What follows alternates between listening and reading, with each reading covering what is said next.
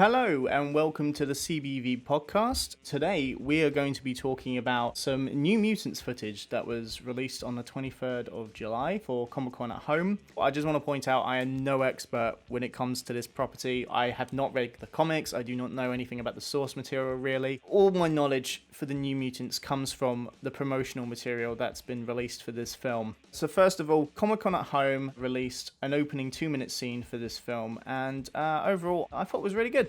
Yeah, I don't think it was mind-blowing, but I thought it was a very promising start for this film. I like that this just gets straight to the point. The disaster happens, our character, I believe it's called Danny, is running away from the disaster, she gets knocked out, and she wakes up in the asylum. That's great, that's just getting straight to the point. We can find out later in the movie what was with that disaster. We don't need to know everything straight off the bat, and we can get straight into this awesome setting of the asylum. So I really appreciate that it just gets straight to the point. I did also like the voiceover at the start, where I think it's Danny doing it. She's talking about the American proverb, which is about how in every person there are two bears. There is one good bear and one evil bear, and they are locked in battle trying to win over your soul. And I thought that was a cool insight into what I presume the theme of the film will be, which is these mutants battling their own demons with their powers. Like, they just got to come to terms with how to cope with their situation. So yeah, I like that. It also seems to be quite obviously a hint to the big evil of the film, which is the demon bear. So yeah, I think it's a cool way to start the film. I also like when Danny gets knocked out and wakes up in the asylum. By the end of the clip, we get a cool creepy shot of Maisie Williams' character. I think it's Maisie Williams anyway. And I believe she is playing a character called Wolfsbane. From what I can tell, she is a mutant that she's basically a werewolf. She can turn into a wolf, I presume on command. So that character and her power set definitely fits the tone of a X-Men horror movie. Overall, I like this clip. I thought it was really fun. I thought it just got straight to the point. I liked it. I do, however, have a few criticisms of the clip, mainly to do with a character that I presume is Danny's dad, who's running with her in the disaster. So this actor, I did not really like his performance as Danny's dad. I didn't think he was really that convincing when it came to feeling like he was actually in this disaster. It didn't feel very authentic, his line delivery. It seemed really dubbed. I don't know if it's just me, but his performance seemed very obviously and badly dubbed. And it just felt like it was from a B movie. It didn't feel like it fit this scene at all. I don't know what it was. It just seemed like a tiny bit of bad acting. I doubt he's in the film very much because he dies seconds later after that line delivery. So, I mean, if he's not in it past that point, fine. I'm totally fine with that. It's a really minor criticism, but I did need to bring up that he really distracted me in that clip. It just did not seem very realistic the way he was delivering his lines. Also, my other second minor criticism is that when he does die and we see his body flung in front of Danny, it's kind of hard to actually tell that it is him. You do kind of have to pause or rewind or really pay close attention to see that it is in fact her dad. That was just a very weird choice to have his body seen for a split second, because we've only had 2 minutes to kind of see this actor's face. And we can't even really see it that clearly because he's running in the middle of the night. So when you show us a shot of his dead body, we can't identify it. We've never seen this character before. We've seen him for 2 minutes. It's dark. He's not even really in a proper close-up. It's just a weird shot. But if it's something as simple as just seeing, oh, Danny's dad died, and I can't obviously see that it's Danny's dad who has died, what was the point of that shot? Like, I would rather have just had him screaming in the distance and we just hear his death. Or like when Danny wakes up in the asylum, we find out from the doctor that he died or that she was the only survivor. Just something like that just makes it clear and obvious what's going on. Because Danny sees it. It's no secret to Danny that that person died. It's just it's not obvious to me that it's Danny's dad until I go back and watch it again. So those are my minor criticisms. Overall, the opening scene was good. I'm impressed. Promising start to the film. It's actually getting me a bit more excited for the film.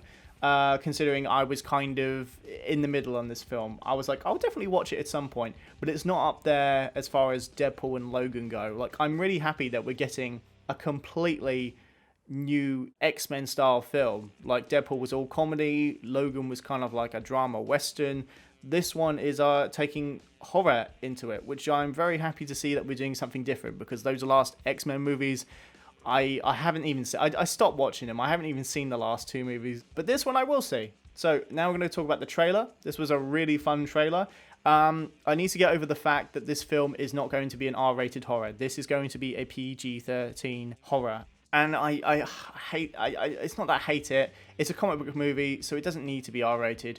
It's just, if you're going to do horror in it, I would rather you go full capacity with the horror elements. Because I don't get the vibe from this trailer that it's going to be scary at all. And I was really interested when this film was first announced that it was going to be a scary X-Men film, a horror X-Men film. And I'm not going to be scared by this film. So that's a bit disappointing. I would have liked it to be really creepy and really unsettling, but it just looks like fun. It looks like a fun movie with horror elements, and that's fine. I've got to accept that that's the film that we're getting, but I do wish we could have got that R-rated horror movie. That would have been really cool, especially with the fact that Deadpool and Logan are really successful R-rated X-Men movies. Or, well, not X-Men movies, but you know what I'm saying. They're in that X-Men world, and they've got the R rating, and they both did it really well. So why couldn't we have had that with the New Mutants? It wasn't a huge gamble, I don't think, especially with the fact that Disney was buying Fox. I think the studio should have just done an R-rated movie. It's like, this is the last one we can do. Let's just go balls out with it. But this is the film we're getting, and I'm fine with that. So, the trailer. Right. So, I liked the trailer. I thought it was fun. I'm happy to see a different kind of X-Men film. That is the biggest thing for me. I'm just glad that at least we get some horror elements and homages in this film, which I'll touch upon in a minute. Obviously, the big villain of this film is the Demon Bear, this creature and entity. And I actually have a theory about this Demon Bear, because in the trailer it's mentioned that all these mutants are in this asylum because they've all killed someone. Danny, as far as we can tell from that opening clip with Danny, because she ends up in the asylum by the end of the clip, she has killed no one. She has just woken up in the midst of chaos and explosions, and she has been knocked out and woken up in the asylum. So she hasn't actually killed anyone, as far as she's aware, and we're seeing it through her eyes. So as far as we're aware, she hasn't killed anyone. So that doesn't make any sense. So that makes me think she has a power that she's unaware of that has caused all this destruction.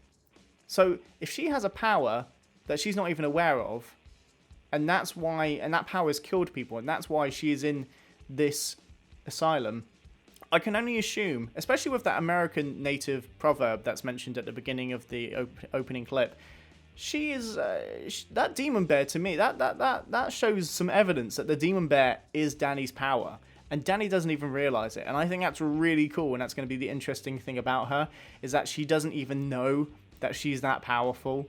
And that's going to be really cool for her to discover, and even see if she can, actually control the power. Because if she can control that Demon Bear, that is some kick-ass power, man. Like, that will be a really cool thing to explore. So yeah, that's my theory. The Demon Bear is Danny's power. I don't know if that's true. I haven't read the source material. That's just my opinion anyway. Secondly, the smiley face guy's back in the trailer. I'm really happy to see more footage of this guy. First of all, I'm really happy to see that he does have a creepy face under that mask. I was kind of worried it was just going to be kind of a regular person with a mask, but no, it's an actual creature. And the first thing that came to my mind was, it's the love child of Slender Man and Venom. That was the first thing I could think of. But the more I think about it, he actually kind of reminds me more of a Crooked Man. I like the fact that this design, it's not original, but it takes elements from things that are inherently scary, especially with the fact that there's homages to other iconic horror scenes and elements from other horror movies. So, if they're doing that across the movie, I don't mind that this guy has got kind of familiar traits from other horror icons. And also, not just the fact that he's creepy, I like the fact that there are more than one of him. There's like hundreds, maybe, in this asylum that they're going to be fighting against. And that's really cool. We're going to have an army of creepy smiley face mask guys. That to me is cool. And he's actually going to be the highlight. He's the thing I'm probably most looking forward to seeing in action in this film. Also, there was a shot of graves in this trailer, and they did not have names on them. They were all numbered. And I presume that is a graveyard outside the asylum, which makes me think that this asylum has dealt with many mutants in the past, And through either experiments or whatever they do to these mutants, I do not think that these graves are filled with mutants that have died of natural causes. So these, I presume, hopefully in the film, these will be the last mutants that this asylum will mess with. But yeah, it was just kind of interesting to see that shot of graveyards. There's also a shot of a character I think is called Cannonball, and he's voluntarily restraining himself. And that makes me wonder, is he doing this because he knows his powers will cause harm to others? And if it takes restraining him to keep others safe, he is willing to go along with it. That would be cool to have one mutant that actually thinks that this asylum is helping them. I mean, it's probably not helping them, but it would be cool to have one mutant at least presume and trust the fact that this asylum is making the world a better place by keeping them there. And I also love the fact that at the end of the trailer, I don't know if everyone's seen this, because I think there are a few versions of this trailer where it cuts too early, but if you find the full-length version of the Comic-Con at Home trailer, at the end, it makes fun of its new release date. Like, it's currently saying that the release date is going to be the 28th of August. Whether or not that's actually going to happen, I'm not really sure while we've got the pandemic going on. But it was fun to see that it was crossing off all these release dates. Because this film was originally announced to come out, I think, April 13th, 2018. Like, it was just, I thought it was great that they were making fun of themselves. That this film has been delayed again and again, year after year after year. And, like, even when they announced the current release date, they still say something like "we hope" or "fingers crossed" or something like that. And I just appreciate when a studio acknowledges and makes light of a crap situation. Like, it's really crap that this film got delayed so many times.